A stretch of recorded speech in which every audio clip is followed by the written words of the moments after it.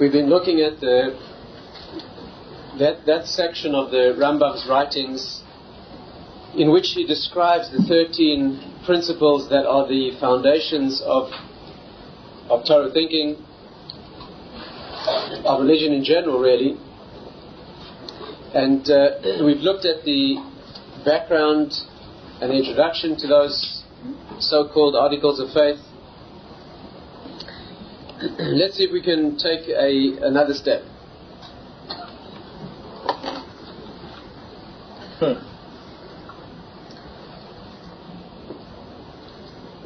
We said that one of these principles really sums them all up, and that is that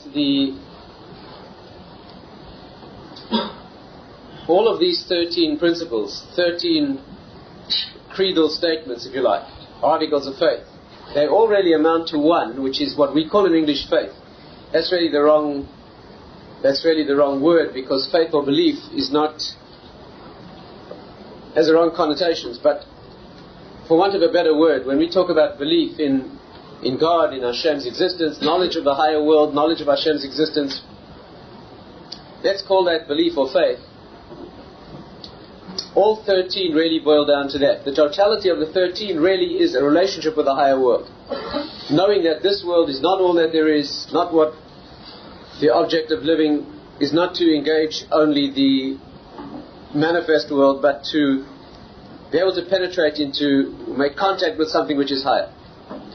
Now, in the first of the...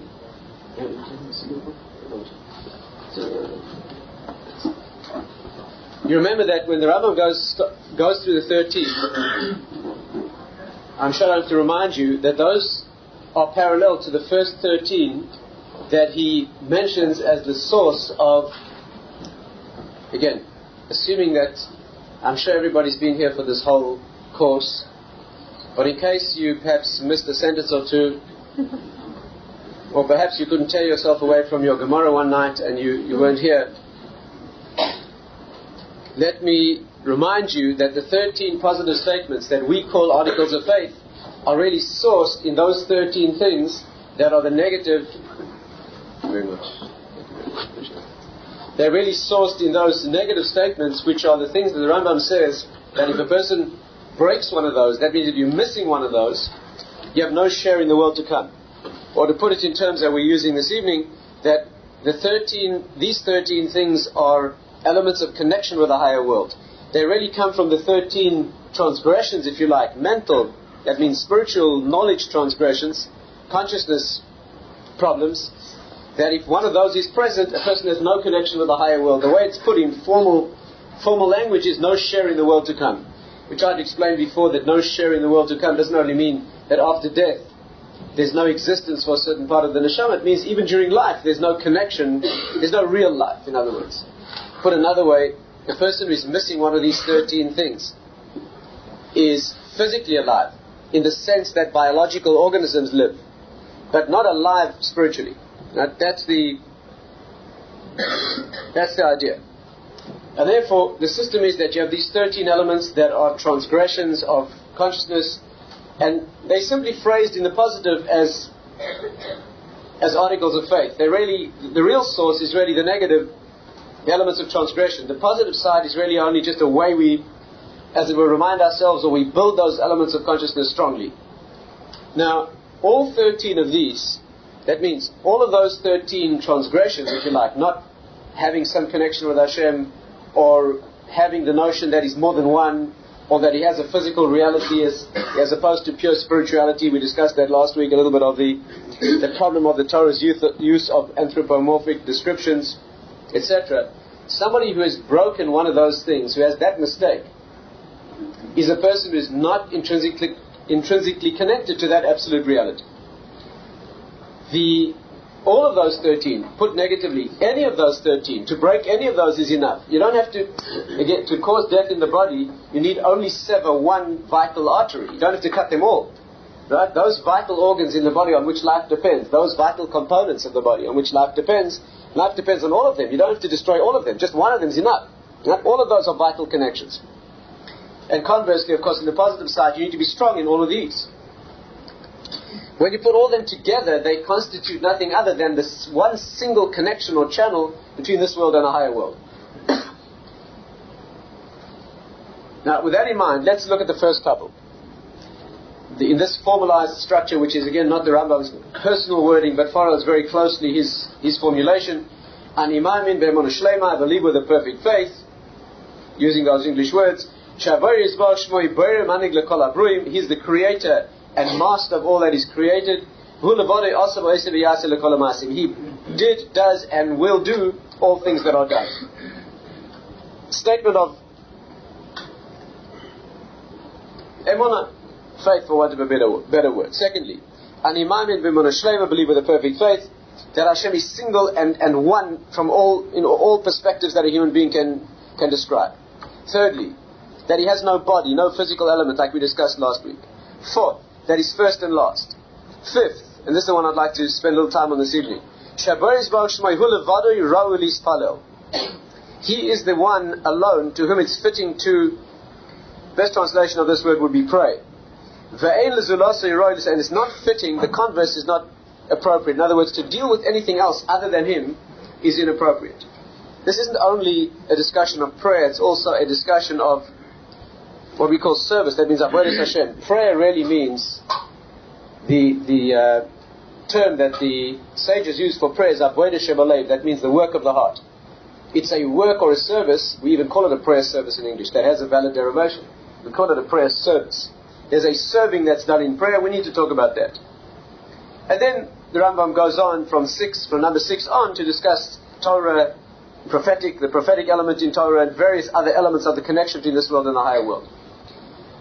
The way he puts this in a negative phrasing that we derive this from is that it's not appropriate, or put more harshly, is that somebody who deals with a source or purported source other than Hashem in prayer or in service, right, is breaking one of these fundamentals and has no spiritual life.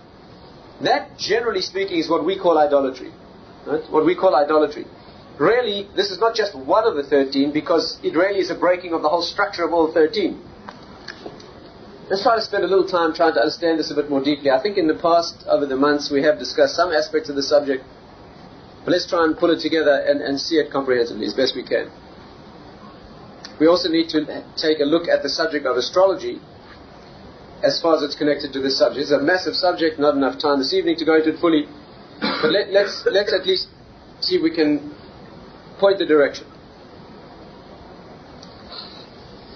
First of all, if these 13 things are elements or foundations that construct the correct channel of communication, let's say, or accessing the source of the neshama, where it has its source in the higher world, then idolatry is the opposite of that. The problem is that very hard for us to understand the concept of idolatry. It sounds a very, very primitive and superficial idea.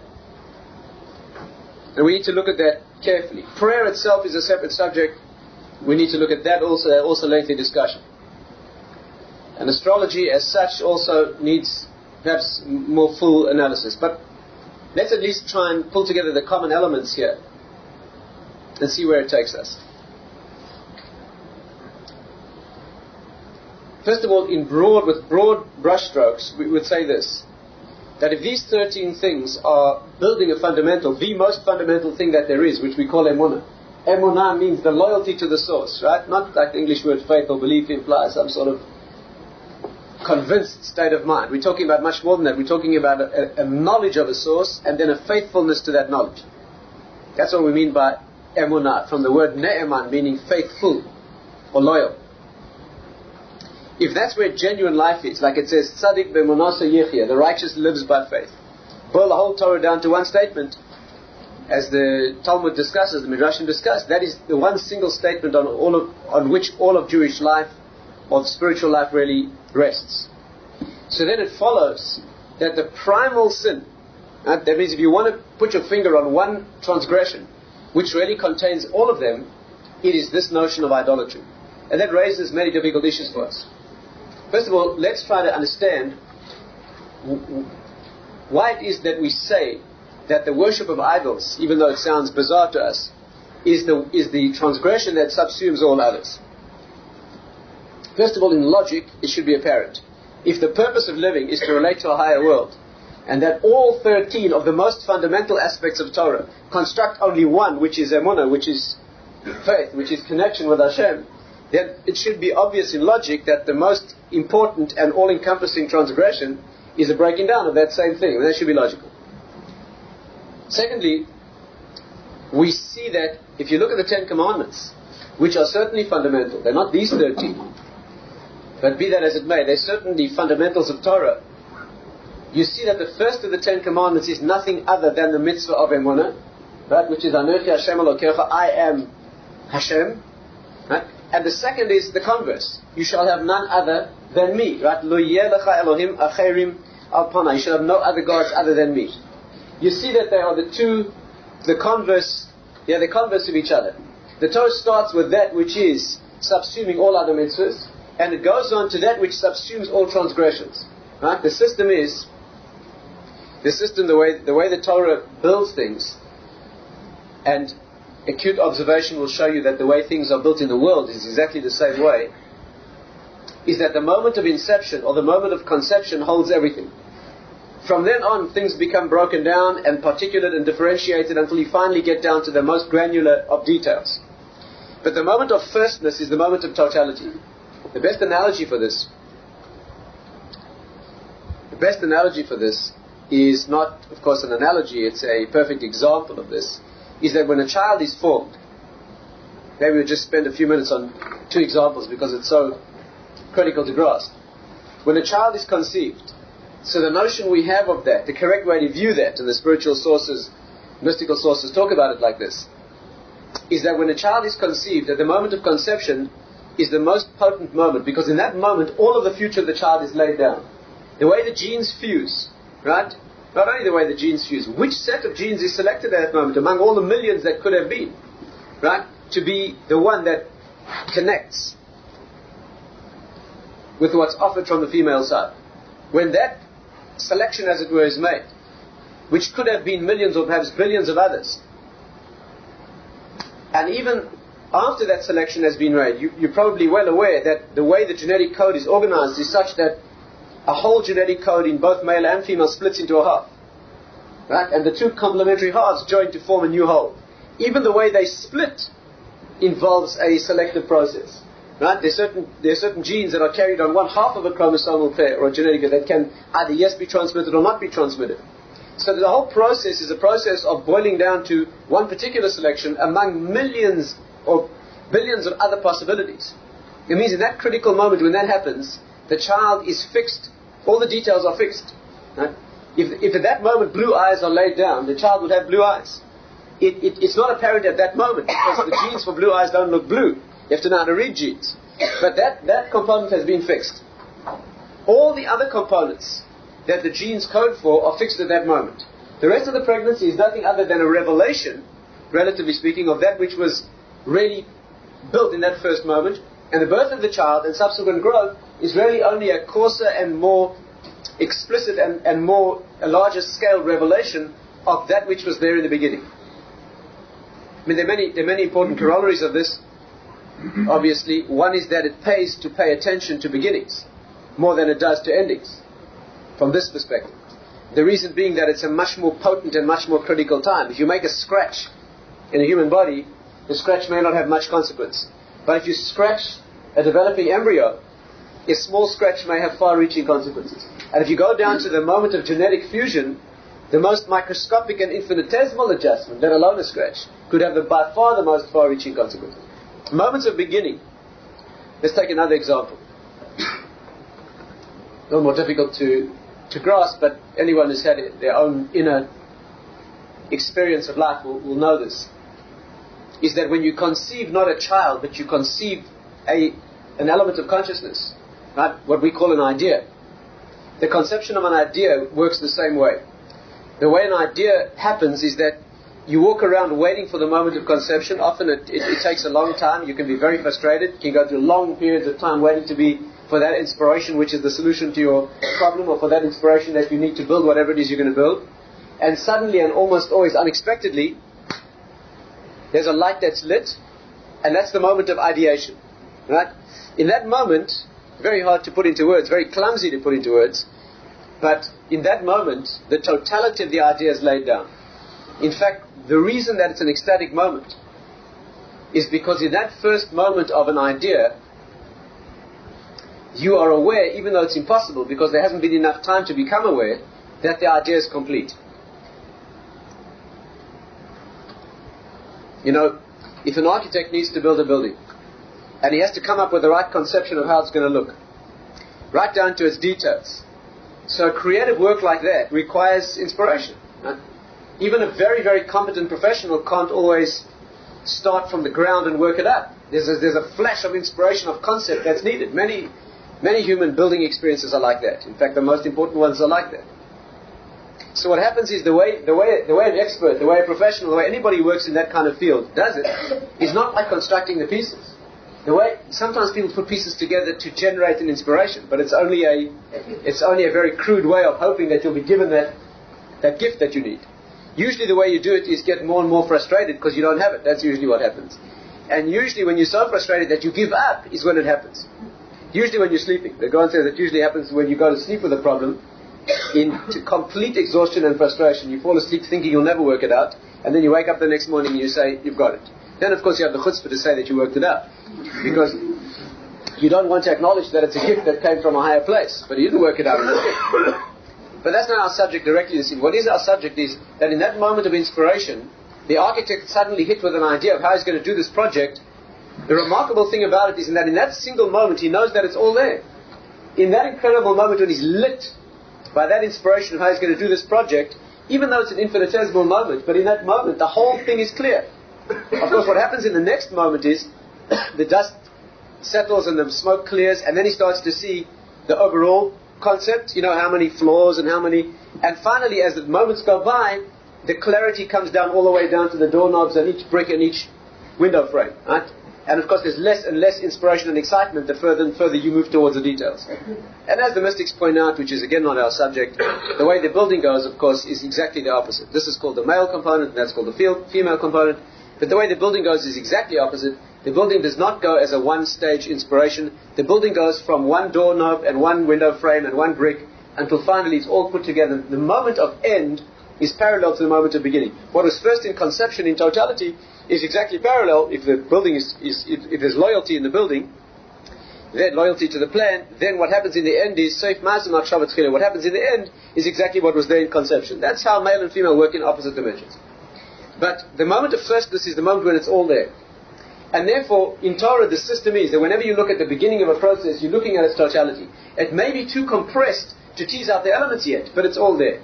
The Medrash says, for example, that the world was not created in 7 days. The world was created at the first moment of the first of the 7 days. It only took 7 days for the genetic components to begin to reveal themselves. And then it took thousands of years for the world to develop fully into. But in that first moment, it's all laid down. So far, so good? It therefore follows that any time you see a moment of firstness in Torah, you're seeing everything. I think we pointed out before that the word Bereshis, meaning in the beginning, is the word that contains the whole chronology of Torah. Right? The word has 6 letters. They each stand for one of 1,000 years of the 6,000 years of creation. Right? We're now 5, 7, 6, 1. Close to the end, each of the letters, etc. In fact, the word Bereshis, what more could you ask? The word Bereshis spells bara, shais. He created 6. That's what the word actually says. Two Hebrew Aramaic words together actually say that what was created was 6.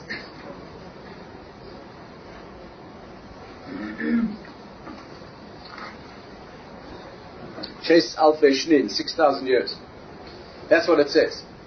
So, if you look at the chronology of the world's history, the word Genesis, or the word in the beginning, Bereshis, that word contains the whole chronology. If you look at the spiritual creation of Torah, we don't look at the word Bereshis, we look at the word Anochi, the first word of the 10 Commandments.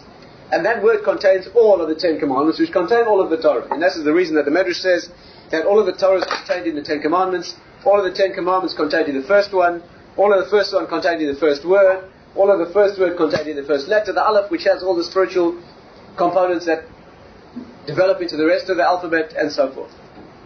Now, armed with that information, we can say this, that if you look at the 10 Commandments, which are the root of Torah, you see that the first of them, obviously the root of everything that exists. And what is that? Nothing other than Anochi Hashem Elokecha. I am. It's a statement of Hashem's existence. In fact, it's well known that the Rishonim, the Rambam, the Ramban, they go into a lengthy discussion about the fact that this commandment is not even phrased as a commandment. All the others are phrased as you shall do this or you shall not. This one is simply phrased as a statement of Hashem's existence. And the debate there is the subtle discussion between whether this is a commandment or it's a commandment which is the bedrock for all others. If you don't accept that there's a commander, then no other commandment makes sense. Or is this so fundamental that it comes before even commandments? And that's why it's not phrased. Again, the discussion here is, why did the Torah phrase the first commandment not as thou shalt? You shall believe. Right? You must believe that I exist. When many of them point out the logical problem. You can't command somebody to believe something he doesn't believe in. You can't be commanded to believe. Can you see the paradox in that? Anyone out there? You can't be commanded to believe. Incidentally, you shouldn't be able to be commanded to love either. It's a problem. It needs to be discussed. Here's a commandment to love Hashem. How can you be commanded to love? But more fundamental is, how can you be commanded to have an attitude? How can you be commanded to relate to Him, to believe, when it's not apparent and visible? So why is it phrased not as a commandment? Now this is the discussion. But however you look at it, it's certainly fundamental in the sense that it comes before other commandments. It contains everything. Now we know that as the process unfolds, the first moment contains everything. The second contains everything from there on in. And from the second, the moment of conception contains the whole future of the child. After the conception is the pregnancy. That contains the future of the child from after the conception. Yeah? The second of the Ten Commandments contains everything that comes thereafter. The first contains everything. I am Hashem contains, obviously, the negative command as well. Just like it contains the positive commandment of relating to Hashem, obviously it negates the opposite, which is denying His existence. That's obviously contained within it. But then it becomes revealed. It becomes an explicit commandment. There shall be no others before me. So you have a fascinating thing. The first of the commandments contains everything, and also contains, most specifically, all positive commandments. The second of the commandments, the beginning of negativeness, of negativity, of negation. There are none others besides me. That is the root of all negative commands. So, fact one. When the Torah posits the first of the negative commandments that subsumes all others, that commandment is not to engage in idolatry. Right? There's no more massive transgression than that. In fact, it goes to the extent that breaking any other transgression in the Torah is also breaking idolatry. In a sense. Right? Because any time you break a law, you're really denying the authority, yet you're taking upon yourself an authority other than the original, the one who commands. So there's an element of going against the one who commands. That's what idolatry is. Similarly, of course, every time you fulfill a positive command, you're also fulfilling the mitzvah of emunah. Because every time you act in obedience to divine command, you're also asserting that He is the one who commands, which is relating to Him. Can you see why these are fundamental? Now that leads us to a number of questions, so let's think through them. First question is this.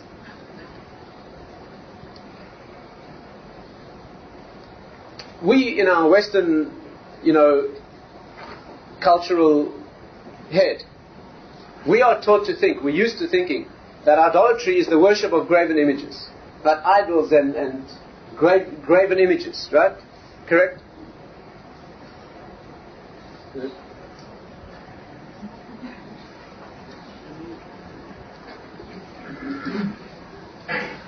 That's how we're taught to think.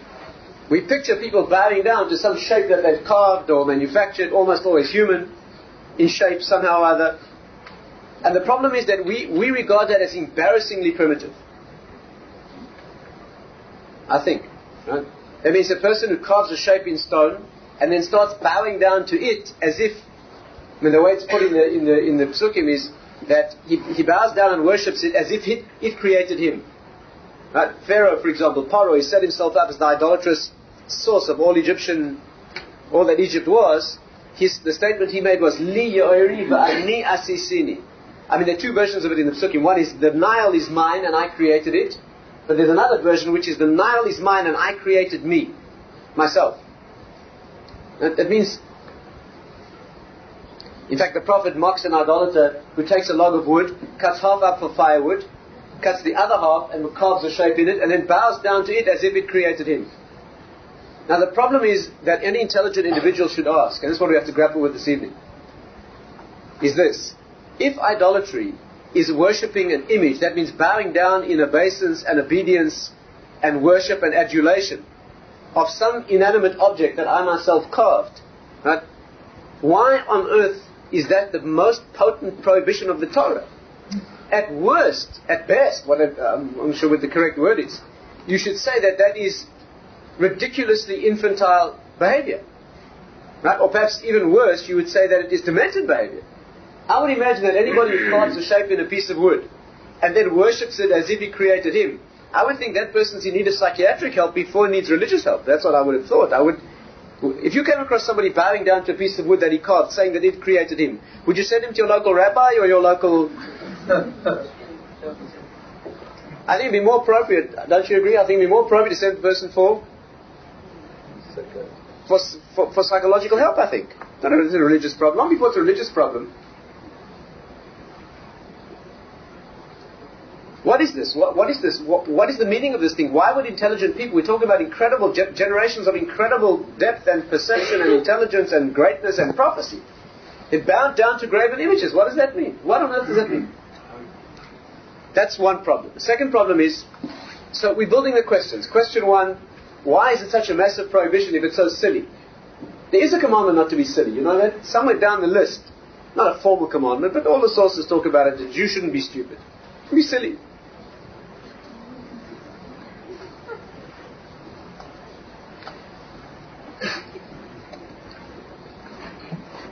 So if it's an empty figment of imagination, at worst it is silly, maybe psychiatrically worse than that, but the deepest of religious problems, why? Secondly, it's the second of the 10 commandments, meaning it's the root of all negative commands. Why would something so silly and superficial and meaningless and ridiculous and infantile and such a figment of imagination be the most important prohibition of the Torah? The Torah is speaking to highly intelligent people of prophetic ability. It has to warn people like that not to worship images that are empty and silly and imaginary. Thirdly, a much more subtle way of putting the question, but the way the Kabbalists put the question, is this. You know, whenever the Torah speaks about idolatrous gods, false gods, first of all it speaks about them as if they're real. The Torah itself, God Himself, Hashem Himself, talks about other gods as if they're real. Isn't that misleading? I mean, let me ask you a question. Are there other gods? I mean, we've been learning this subject for a few weeks together. Please, don't upset me. Yeah, just tell me. Make my night. Are there any other gods besides Hashem? So then why does Hashem Himself say, you shall have no other gods before me? What do you mean, no other gods? What does He mean? Don't imagine anything? Why does He talk about them? The verses in the Torah talk about other gods all the time. And not only do they talk about other gods, they use the same names that Hashem uses for Himself. You know that? The names of false gods, apart from specific names, right? The Philistines had a fly god. That also needs psychiatric analysis. They had a god that was a fly. A fly. Baal's Vuk, you know what that means? A fly. That was their god. The people of Baal Peor in the desert worshipped human excretion. That's what they worshipped. They worshipped the process of human excretion. That the most consummate act of worship was to perform one's ablutions in front of this idol. But that doesn't need psychiatric... I don't know what goes for normal today, but I imagine in most phases of human history that needs, understanding. I mean, I haven't been to a rock concert lately, but...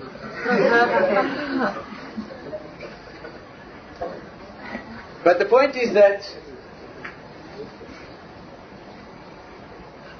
apart from those specific names that were particular idols, the general name of false gods, the names of gods other than Hashem the Torah uses are the same names. Now we've studied together many times the idea that in Hebrew, in Torah, the word means the thing. So, if the Torah is here talking about figments of human imagination, that means the subject matter here is some South Sea islander who has been chewing on some root or smoking some leaf. And he now makes some image in stone that looks more or less like him. And then he starts bowing down to this piece of stone that he himself carved. And the Torah comes along and calls that a prohibition and names that idol with the same name that it uses for Hashem himself? It couldn't find some other words that were words that indicated emptiness? The second of the Ten Commandments that we began with says, Lo yiyelecha Elohim acherim. There shall be no, we never pronounce that word unless it's in the sense of idolatrous gods. If we were referring to Hashem, we wouldn't pronounce the word. Elohim acherim, other gods. The name Elohim that we use for Hashem is the same word. You know? There's one name of God, there's one name of Hashem that we never use in idolatrous context, and that's Yud Kei Vav Kei. We never pronounce that word. That you'll never find in any context other than Hashem. You'll never find that as a borrowed word for any idolatrous source. But all the other names of Hashem, like Aleph and Lamed, right, which spells the name of the beginning of creation, Keil, Chesed, Keil, Kol Hayom, that name, you find that name applied to other.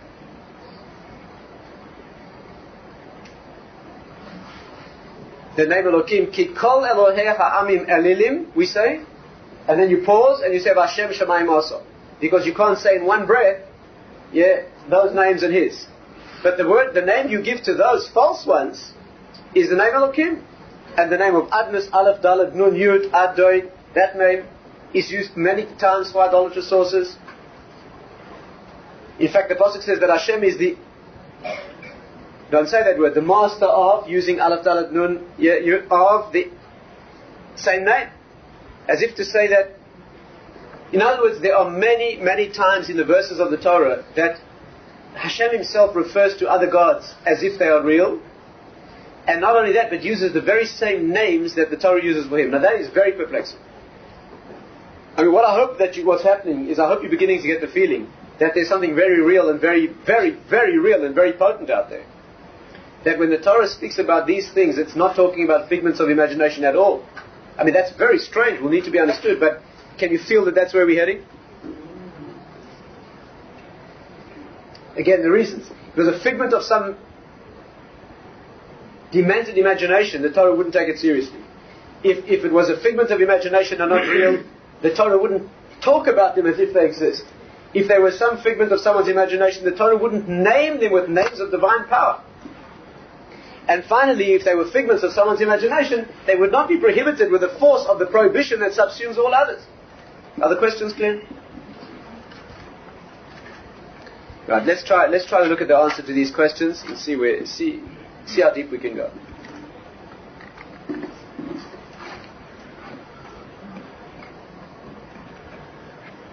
Now, in order to do this, we'll need to look at the subject of astrology briefly, because it's the key to understanding this area. And we don't have enough time to do it with all its detail or anything like that, but let's at least try and lay down the pattern. So we'll have to study the structure of the higher worlds, okay, in very broad outline.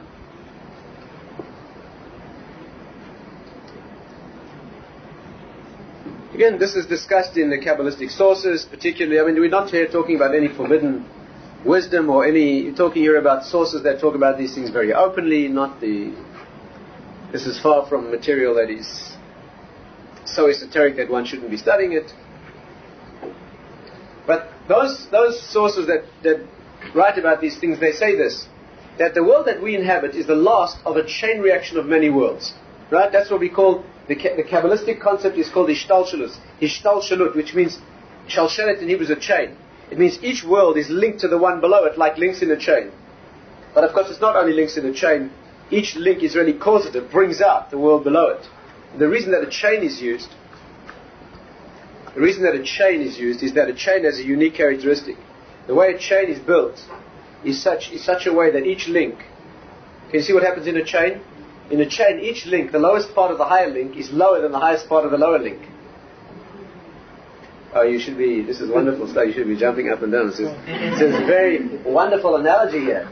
A chain is built in such a way that the higher link goes a little bit lower than the top part of the lower link. Right? That's a subject, that's called, what has a name also in the Kabbalistic writing, of how each higher world invests itself within a layer of the lower world. In fact, the concept is that the lowest part of the higher world is the highest part of the lower world. There's a meshing together which is very significant. Rabbi Dr. talks about it in detail, and on Sundays those of us who study together have been studying that concept.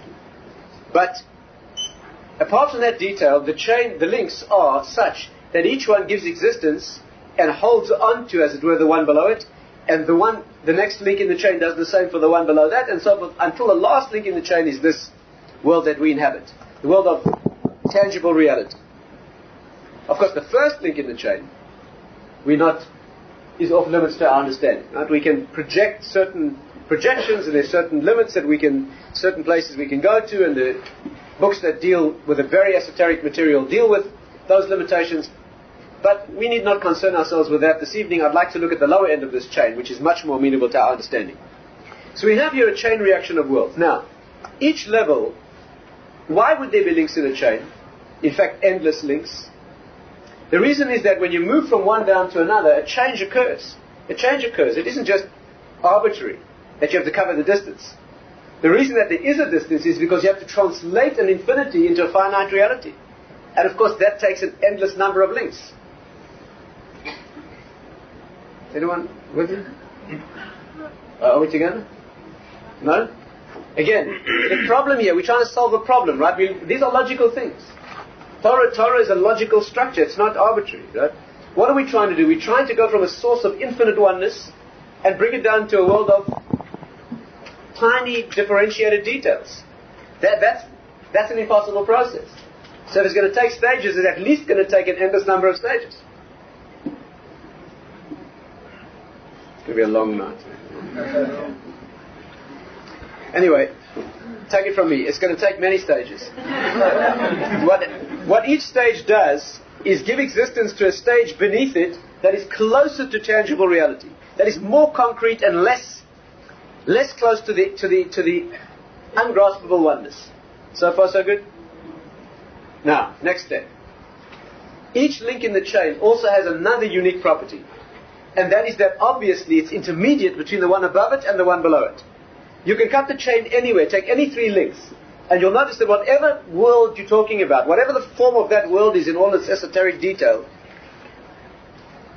the middle link of the three is going to be that which has the ability to change that which is above into that which is below. Make sense? In fact, it has many characteristics. One of the characteristics is that it shares the nature of the one above and the one below. The Maharal says that glue, the nature of glue, this talks about bonding men and women also. The nature of an adhesive is that it must have properties of the two things that it bonds. That's why it can bring them together. Even though they may have no properties of each other. But as long as each of them has a property that the combining element has, then you can bond them together. That's why you need glue.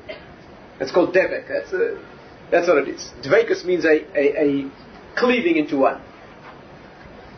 Now, next piece. Each of these intermediate stages that's capable of changing the one above into the one below also has another unique feature.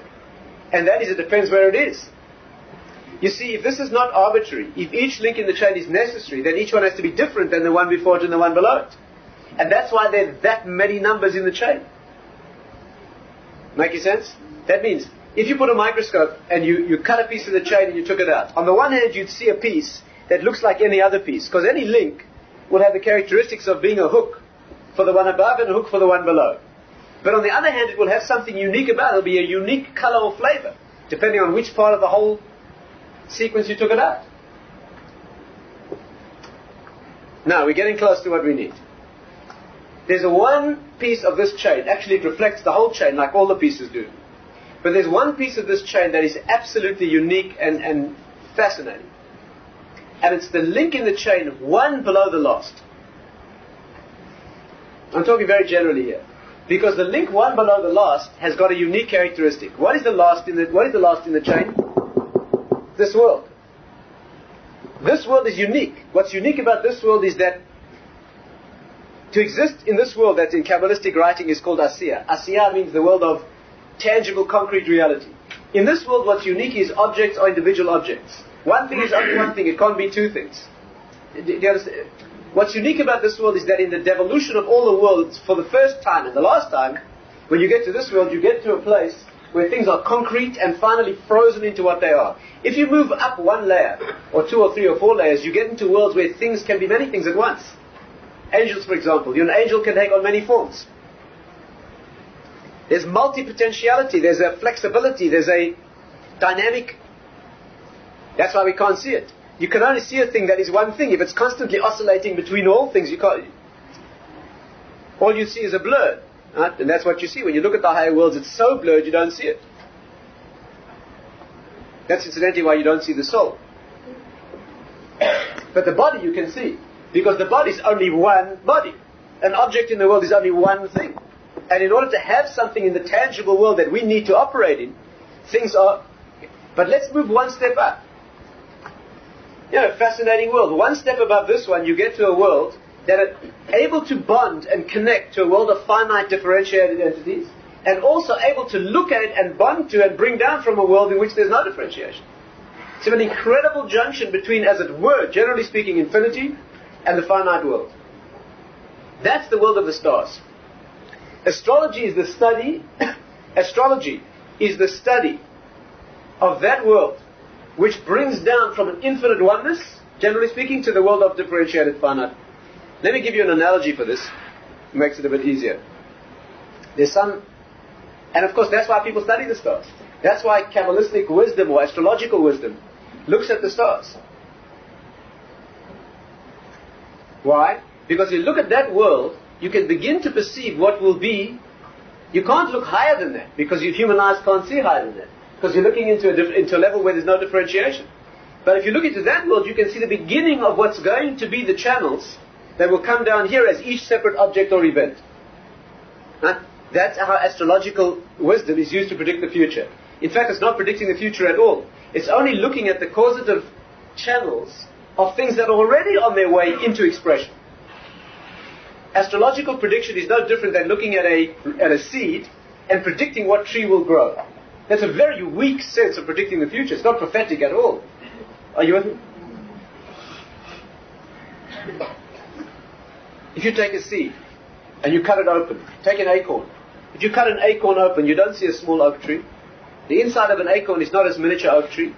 The inside of an acorn is just a white, homogeneous material. But if you take that to an expert and you say, what is this? The person will say, if you wait 5 years, or 10 or 15 years, you'll have a tree that looks like this, and it will have leaves like this. Tell you all the details.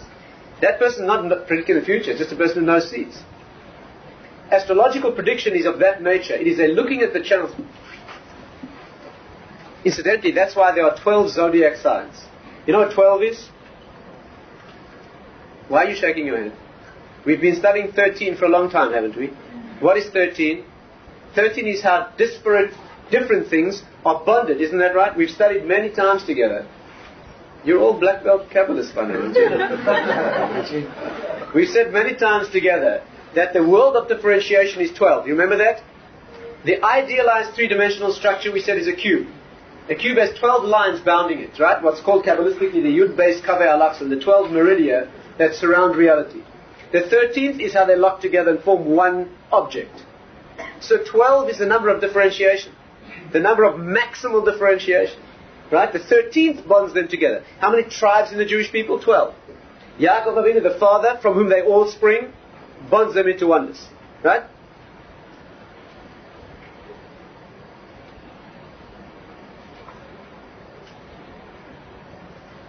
And therefore, there are 12 zodiac elements, because the stars are the world of taking oneness above and breaking it into the 12 meridia, the 12 lines of energy that constitute the finite world.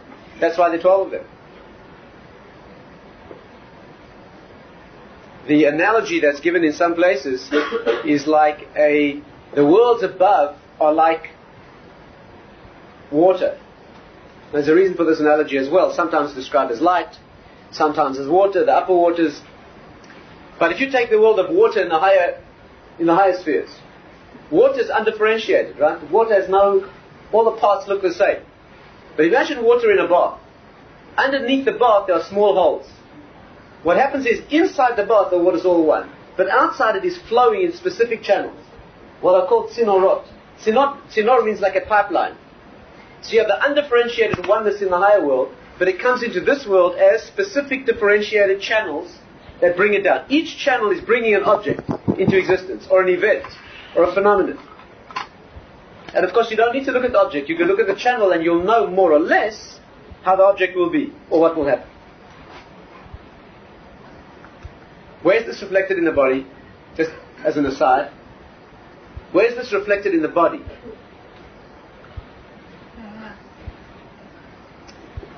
The same sources that talk about this say that this is what the hair means.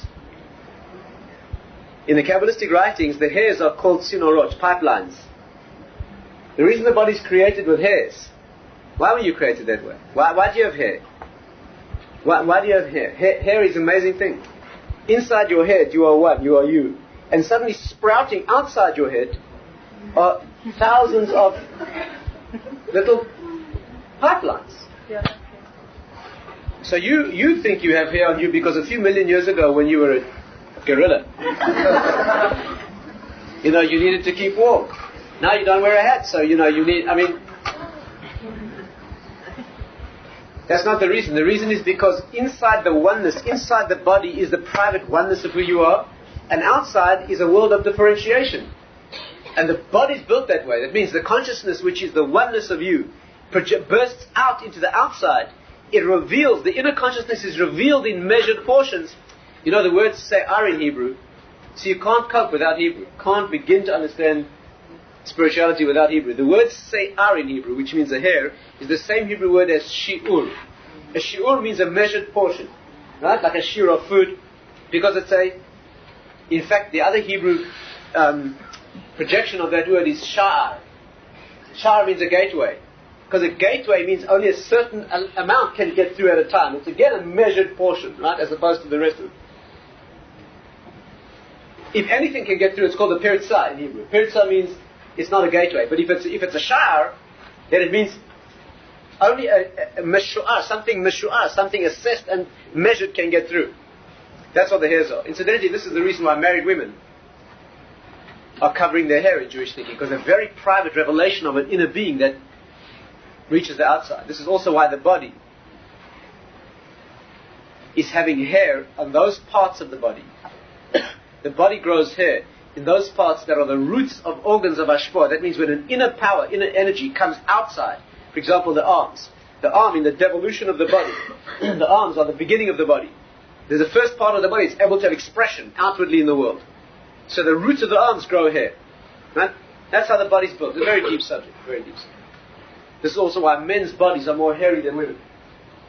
Because the energy is given out from a man. It's absorbed inwardly and built by women. Long subject, but also the reason for the beard. But this needs more discussion. But the point is that you have here a world. You have here a world, a higher world of oneness. And that world is coming down into the world of multiplicity, where the oneness gets divided up. That's called astrological. That's the stars. Now, let's go one step further. Let's get back to idolatry. There's an intense motivation that the human being has to transcend, to go beyond. There's another subject we'll need to discuss in great detail. Perhaps next time we meet we can think about it. And that is why this pull to idolatry does not affect us today. Why we are trained to think that idolatry is some bizarre attraction, right, to this worship of objects and fetish elements and so forth. We need to understand deeply how the human psyche changed so that in the early generations of the world's history, people had an almost irrepressible longing to do this, and today it seems ridiculous to us. And there's a discussion. But one thing at a time. The fact is that there was a very deep element of human aspiration which was to transcend into this direction. So let's try and explain that. Idolatry is the following. Stay with me carefully because this is the core of the understanding. Idolatry is not the worship of some fetish or object or carved image. It's not like that at all. The worship of an idol, idolatry, what we call avodah zarah, right? Strange worship. That which the Rambam is talking about, that prohibition that he says that it's not fitting to, is not the worship of some silly figment of anyone's imagination. It is looking in exactly the right direction, up to the source, but instead of going beyond into the oneness of the water or the light that's above, it's being content to stop where the channels manifest. That's what it is. And that's why divine names are used. It is divine energy. And that's why it's so real and so potent and so prohibited. It's not a figment. A person who is carving an image in stone and then bow down to it, that person definitely has psychological problems long before he has religious problems. That's not... You have to understand that the graven images in classical idolatry are only They're only a comfort zone. They're only a way of manifesting that which is beginning to come into manifestation in some way that I can actually have a tangible representation. Of course it's forbidden. Of course it's the crudest and crassest and basest form, right, of this whole process. But the process begins when you go to a finite place, which is very spiritual. It's an astrological place. But it's not the oneness of Hashem. Let me try and make it a bit more clear. There's no way to say it any better than Rav Simcha Wasserman used to put it. He used to, all of this hard work of trying to explain, he used to put in one simple analogy. He used to say, beautiful analogy. He used to say like this. Idolatry is a person who walks into a department store and he wants to buy a camera. So he sees the camera there behind the counter. The camera costs $1,500. He only has $150. So he calls over the fellow from behind the counter and he says, look, I'll slip you $150, you slip me the camera. That's idolatry. Idolatry is a person who walks into the department store of the world, and instead of relating to the one who owns the world, he tries to pay off the departmental. You understand? He's interested only in who can deliver the goods. Not slowly, one step at a time. He's interested in who can deliver the goods. He's not interested in who owns the store. That's not relevant to me. I'm interested in the camera. So I'm interested in the fellow who delivers the goods. I'm prepared to pay him off. I'm not prepared to pay him the full price. Because the full price of living correctly is every second of the rest of your life. In dedication to the one who is the source of reality, who is reality. That's too heavy. So I'm prepared to pay a price. I'll pay a proportion of my income. I'll sacrifice a few children and slaughter them. We're talking about serious price. That history has recorded as other. But not everything that there is. Because these people are interested in who can deliver the goods. Idolatry is, do you understand? It's walking into the department store. What do I need? Health, wealth, fertility, war, you name it. So the departments. So as long as you can pay off the departmental source to deliver the goods, you look up to where the channels differentiate and you select the elements of channel that are meaningful. We're not talking about going outside the system and looking elsewhere at some graven image or carved log of wood. That's ridiculous. We're talking about looking at the place where it genuinely comes from. It genuinely comes from that place. And you're aware of it. These people are perceptive 100%. There's no mistake. Only, instead of going all the way to the source, they content to go halfway. Just far enough to identify the source of the goods that are desired.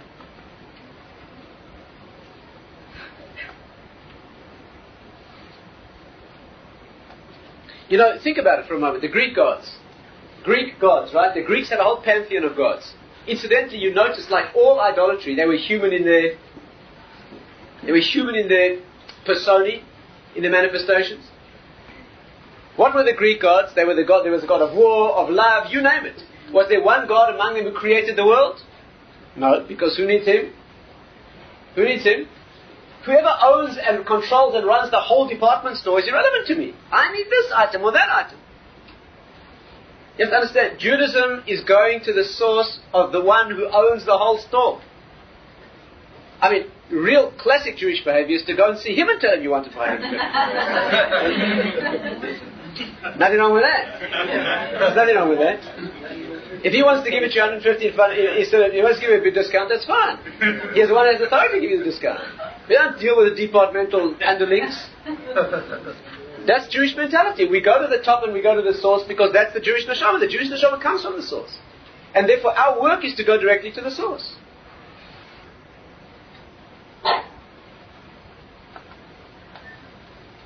Is this clear? Yeah.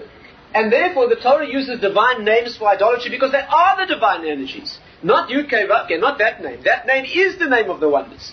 But all the names of power in the world, like Elokim. The name Elokim means Hashem's manifestation in the world. Elokim means the master of nature. Adnus means the master controller of the world. Those energies that are the divine force in the world, those are the names of idolatrous forces because that's exactly what they are. You know, the Rambam puts this, the Rambam says we're talking here about forces of nature. Why? Because the early idolaters, he puts it very plainly. He says that the early idolaters said, early generations of the world's history, who were completely at God consciousness was written all over them. They were totally aware of the source. They lived in the prophetic age. So they made a mistake. The mistake was like, they said like this. They said, look, Hashem is controller and creator of the world. How does he interact with us? Through intermediaries, doesn't he? What are these channels that come down? They're the forces of nature, the laws of chemistry and physics and the wind and the moon and the sun. So they said if Hashem chooses to emanate his being and contact us and manipulate us and deal with us through these energies, is it not fitting to give honor to the viceroy of the king as a sign of honor to the king. If he sends his minister or his prime minister or his president or his viceroy to see you, don't you give honor to the agent of the king?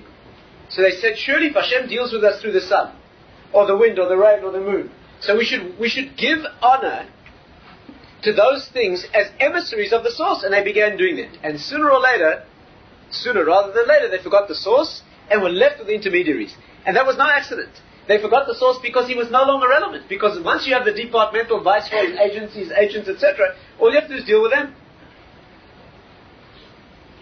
So you understand, the duality in idolatry is, on the one hand, it's absolutely ridiculous. It's nothing. It's a figment of imagination. It is to be belittled and scoffed at and scorned. It is as ridiculous as choosing this half for firewood and that half for an image. But on the other hand, it represents a force, which is nothing other than a direct channel to the source. What's ridiculous about it is to think that that agency has any power of its own. That's what's ridiculous and laughable. But that it's the right source, the right place to look is 100% true. These people, these idolaters, are people who looked exactly to the source, only made the mistake of attributing some independent power because they wished it to these intermediates, which look as if they do have intermediates. Certainly look that way. Look at the sun and the wind and the wind and the moon. They don't look as if they control. You don't see the one who controls them, so it's convenient and suits you. That's where the mistake is. Now let's go one step further. This is the painful part. But it's perfectly logical. The real difference is not between me looking all the way to the source, which is called Avodas Hashem, or me looking to the intermediary. There's a much more sinister problem here. Much deeper problem. And this, I hope, will explain why idolatrous images are almost always human. Think for yourself. When a person walks into a department store and wants to sneak the goods, what is that person really interested in? That means I want to deal with the one who can deliver the goods because what I care about is me. You see, this is not a question of going all the way or going halfway. The person who's going halfway is because they're interested in what the goods can be delivered to me. The two alternatives are you either serve Hashem, which means you give yourself up to Him, or you demand that He serves you. Idolatry is not simply whether you go all the way, you go only halfway, you make a mistake. That's not the end of the road. The end of the road is that Avodas Hashem means I serve. Whatever you want, Hashem, I'm here for you. Whatever you want from me, that's logical. You know better than me. You are the source of reality. Whatever you say is, I serve. Idolatry means, one second, hold on a moment. I got my needs. Now let's see how we can manipulate the system. And not only the system, but manipulate whatever part of the system is necessary, all the way if necessary. The Gemara puts it like this. It says that, you see, the frightening thing to understand is that service of Hashem means you give your life up to Him. Idolatry means that you expect Him, no less, to serve you. The way the Talmud puts it is, it says that the righteous individuals, Hashem, God stands over them. Like it says, Hashem nitzav olav. When Yaakov had the dream of the ladder, it says Hashem was standing over him. But when Pharaoh is discussed, it says, Pharaoh stood over the Nile, which was the Egyptian god. It means an idolater stands over his God. Right? And he tells his God what he wants. And the God serves.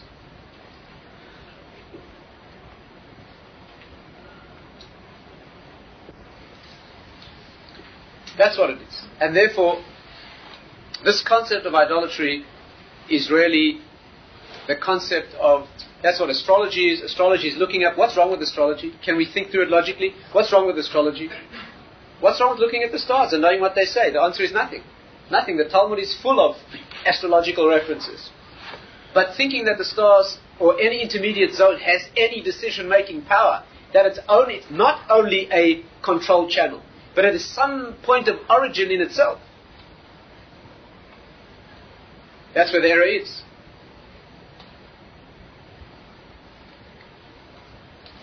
Do you know what the Talmud says is the punishment for astrology? You know, if there's an astrological prediction that is credited, you may believe it. You know that? It's written, for example, that an accredited astrologer, today these things are very, very rare, although there's no reason why they should not exist. You're not talking here about prophecy, which does not exist. But if there would be a genuine astrologer who would inform you about some element of your future, let's say, or reality, I'm not talking about trivial things, like people who are astrologically sensitive and can tell you elements of your own construction, your own inner personality elements. That's trivial. But a higher level of skill can actually tell something before it strikes ground. So the halacha is, the law is, you may believe it. The Talmud's full of examples like that, where great sages took preventive action because of a certain force that was on its way. But you may not seek such advice. You may not go and see an astrologer and ask for... Why? Because a Jew has to relate only to the source, not to the energies on their way down. Do you know what the punishment is for seeking astrological advice? That the prediction that you're given will now be unalterable. You now know, but you can't change. Because the whole concept of being a Jew is that you go beyond the particulate and differentiated energy to the source where all things are possible. That's the expression, Ein Mazal La Yisrael. Ein Mazal, there's no Mazal. Mazal means astrology. We have no astrological reality. We're capable of rising above it. But you want to put yourself into it, the punishment is you become part of it. Not a punishment, it's a consequence. You put yourself into the natural mechanism, the consequence is you become part of the natural mechanism. A Jew is required, on the contrary, you're required to believe and understand that even if you're given information that a certain thing is about to happen, that you transcend that. That's called tamim tiyah. You deal with Hashem himself. You don't deal with intermediaries. You have to know that even if the intermediary energy is on the way down, it will happen differently. It will still be true, but not the way you thought. But if you lock it in, you go and you seek that, you want to become part of the natural, the technical, so then you become part of that. That's measure for measure. You build yourself into that, builds itself into you. It's actually learned from a verse. The Yerushalmi says it's learned from a verse. In this week's Parsha. In this week's Seder, when Bilam is cursing the Jewish people, he says the most incredible praise of the Jewish people. One of the praises he says is Ki loi nachash b'Yaakov. Lo nachash b'Yaakov means that nichush means, very hard to translate, but nichush is a sort of astrological prediction or divination perhaps. Divination. Loi nachash b'Yaakov means there's no divination in Yaakov. So Yerushalmi has a play on words. The Talmud Yerushalmi says it can be read in two ways. Ki loi nachash b'Yaakov means there's no divination in the Jewish people, but for those who engage in divination, lo nachash, for him there is. The verse can mean either. You can read it as lo meaning not, or lo meaning to that individual there is. Up to you. You can bring it, that's exactly the Jewish power, to bring out the divine energy into the world in the way that you make yourself subject to. Of course, to make yourself transcend the mechanism, you have to be a transcendent person. You have to transcend, you have to hold on to these 13 things in such a way that you live in that zone. When Hashem appeared to Abraham, Avram Avinu, and he said to him, you'll have a child. So Avram Avinu said to Hashem, but it says in the stars otherwise. You have to understand this argument. You have to understand this argument. Here's a human being, he's sitting in his tent. God appears to him, an incredible human being, but a human being. Hashem himself appears and says, I'm telling you you'll have a child. So, what's his response? He said, well, that's an opinion, he says. What's going on? Imagine this discussion. Imagine God appeared to you and said a certain thing will happen in the future. Would you argue? And what do you bring as proof? Astrology? What's going on? Can you see the problem? But what's going on is this. When Hashem appeared and said to him, you'll have a child, he said, but Hashem, how can that be? You telling me I'll have a child, but you telling me in your stars that I won't. Who wrote the stars? Who writes the stars? Whose finger is each of those projections of energy that is an astrological source of energy? Who is it? It's yours. So how can you tell me on the one hand this and on the other hand that? So Hashem told him the most incredible chiddush, the most amazing source of the Jewish soul revealed to him. It says, Vayotzer took him outside. And he said, look at the stars, can you count those? So the simple interpretation of the verse is he took him outside his tent and showed him the stars. The Kabbalistic interpretation is took him outside the stars and he said, you don't live under those, you live above those. What's written in those stars is not relevant to you. What's written in those stars is flexible and malleable. It will come down as they said, but the way that I say. But you have to live that way. You have to be a person who's able to speak to Hashem. You have to be able to live from here and there. It could be it could be one mitzvah. The Bavli says that an astrologer told Rabbi Akiva that his daughter would die on her wedding day. We're talking the days of very powerful astrological knowledge. And the great Rabbi Akiva was very concerned about it. And in fact, on her wedding day, the girl was sitting at the Suda, at the meal, and she took a hairpin from her hair, and she put it into the wall behind her and transfixed a cobra that was about to strike. So the sages came around, the rabbis gathered around to find out what had happened. And they questioned, and finally it turned out that they discovered what happened. What happened was, during the wedding meal, someone had arrived who didn't have a meal. A beggar had walked in. And no one had noticed the rejoicing of the daughter of Rabbi Akiva. But she noticed, and she gave him her meal and saved her life. Because when you do that which is not natural, you live in the higher world rather than the natural world, you become a transcendent person. That's what a mitzvah means. The word mitzvah means connect. But tzavtachada means in one bond. Mitzvah doesn't only mean command. Mitzvah means connection. So when you perform a mitzvah, you do an action in this world, the source of which is a command from the higher world, and you link in there. And you lift it out of this world. Because you have to do it, investing it there. We're not talking about doing a technical action, we're talking about doing an action here that's sourced in the command in the higher world. But if it's done here because it's sourced there, that's where it lives.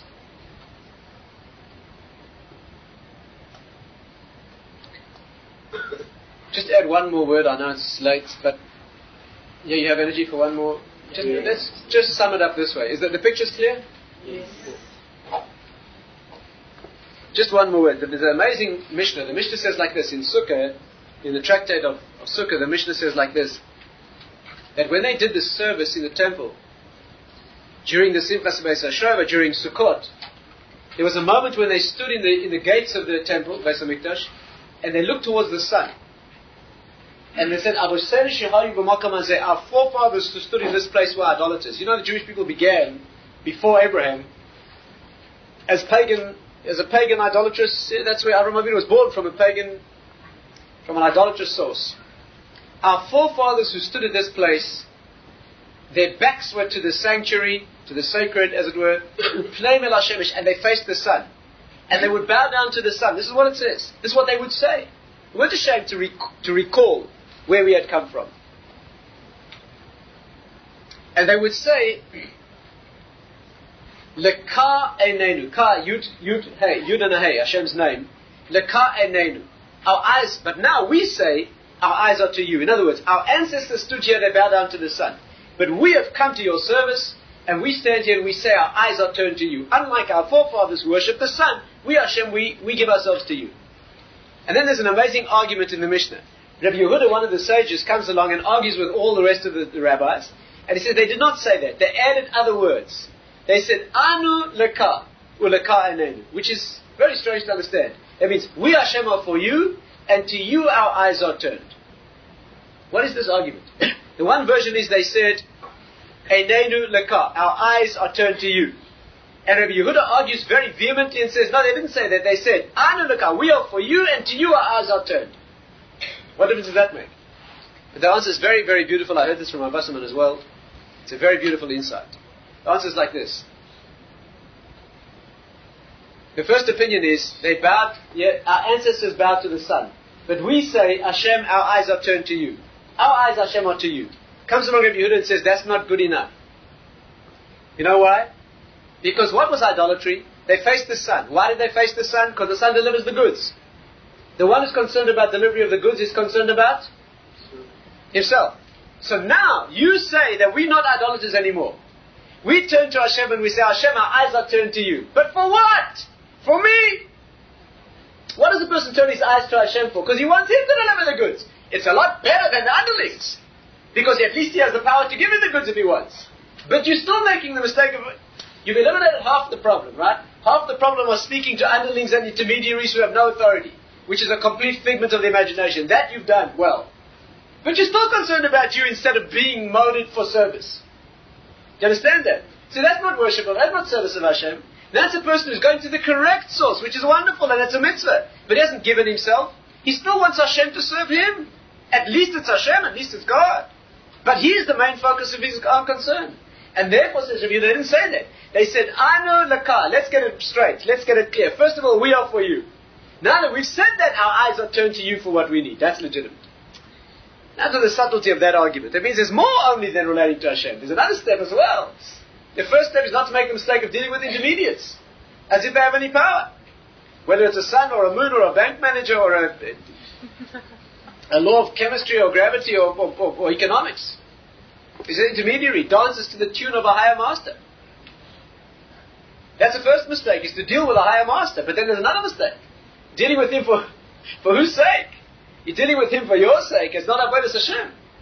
It's not idolatry, but it smacks. It has a...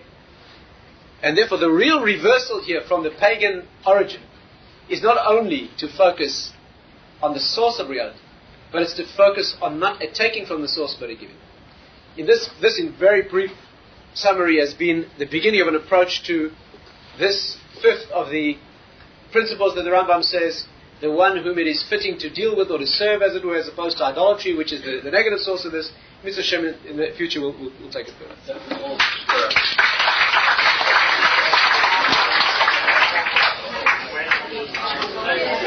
Yeah.